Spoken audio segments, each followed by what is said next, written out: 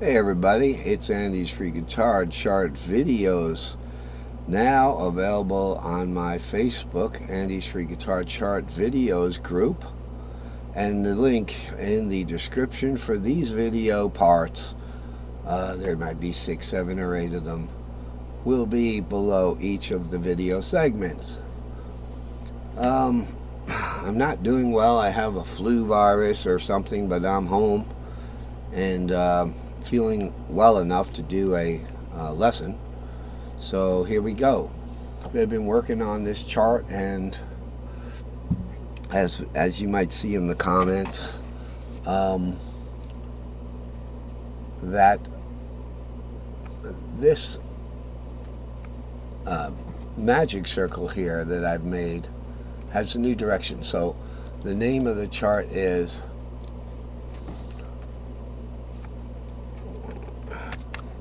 the name of the chart is Chart 114, New Directions for Magic, Tuning, and Cage Circles. Actually, the new direction is for the magic circle and the cage circle, if that may be. So clockwise is pretty much going forward with the idea. Okay.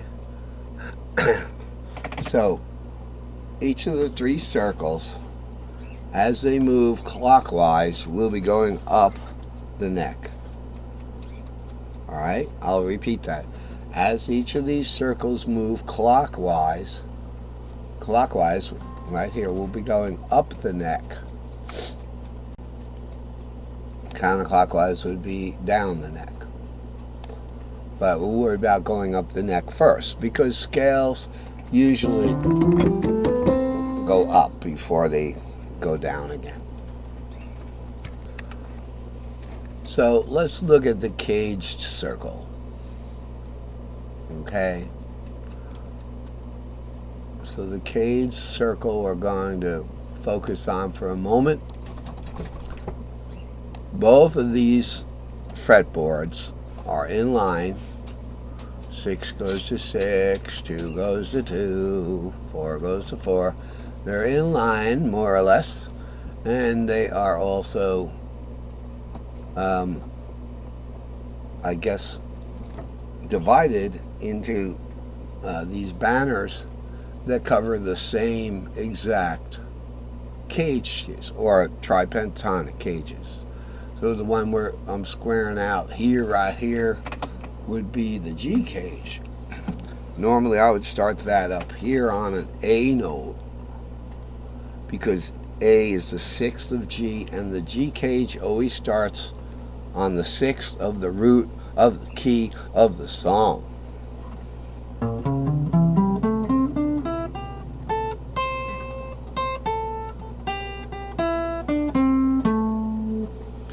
That's, it's amazing. You play part of a pentatonic, it sounds better than playing the whole thing.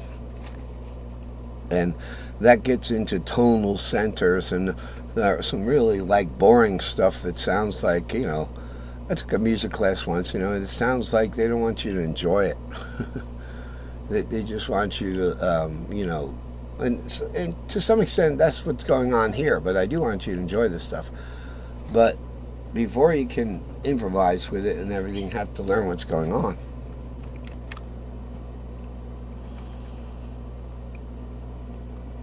My coffee is soothing my throat. I've got some kind of flu virus, could be strep throat, but whatever it is, I've had it for 5 days, so it's starting to feather out. Anyway, my wife, I think, is going to go to the doctor because she's got the insurance. Alright, so the caged circle, this is kind of new. It's not a new idea. I had a caged circle before, but it didn't follow through with it. So the caged circle follows the caged letters, so it doesn't go straight across the top or across the bottom. It kind of oscillates. It goes C to A to G to E to D. And right there, C to A to G to E to D. And then on the way back is going up a pentatonic scale. D, E, G, A, C. Alright? So cage is a pentatonic scale backwards. So the good thing about the cage circle is it helps you get through cage in a visual manner. There's no question which way you're going. If you just used like the word caged, you'd get caught up when you get to the D. You'd have to have the other C there. Believe me, it's helpful. And what it is this is a C shape right here, because here's your C chord. 5 root 3. Right, there's root, and then once again 5 root 3. But notice how the C shares, going back a little bit, there's this little D shape there. That's from this D underneath it. So counterclockwise, going in the to the left. So from this C shape, which is here, here's your C shape in purple, right? Counterclockwise to the left is your D shape, part of it. Okay, so granted we have our C shape here. In the cage circle, we're going to go to the A shape next. So we're going to have some overlap right here. And what it means is there's borders here that are shared borders. Okay, so with C going to A, you know, it'd be like, okay, it's shared there, and it's shared over here, and it's shared kind of over there. You know, it's shared. So the outer boundary of the C chord, which, believe it or not, the C is a square chord. It's shared with, but it's shared with the A in a special way. And that would be, if you're looking at it pentatonically, let's say, but it would also be diatonic. I find it might be better to discuss it without the 7 and the 4 right now. Alright, so we look at the border between the A shape. Here's your A shape, 5 root 3. Up here on my guitar is 5 root 3 here.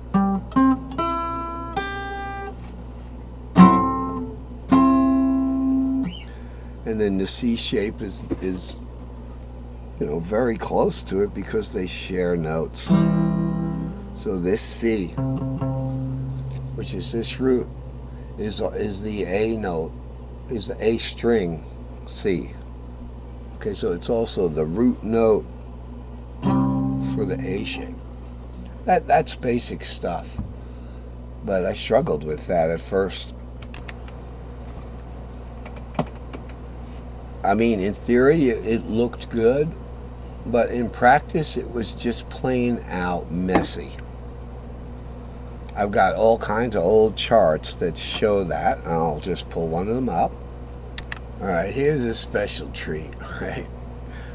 I used to put James Kirk and Scotty on my charts until I got sick of doing that. Because I was afraid I'd get sued if my charts became lucrative. So I just stopped using them, but it was important for, at least just for an amateur, to use it. And Scotty is the unwarped engineer. You know, everything's got to work exactly. And you know, a friend of mine had said yesterday, he said, not yesterday, last week, he said, I have a list of character defects that if you want to see them, I still carry my list around. I said, could you do that on computer? And and just have a list of character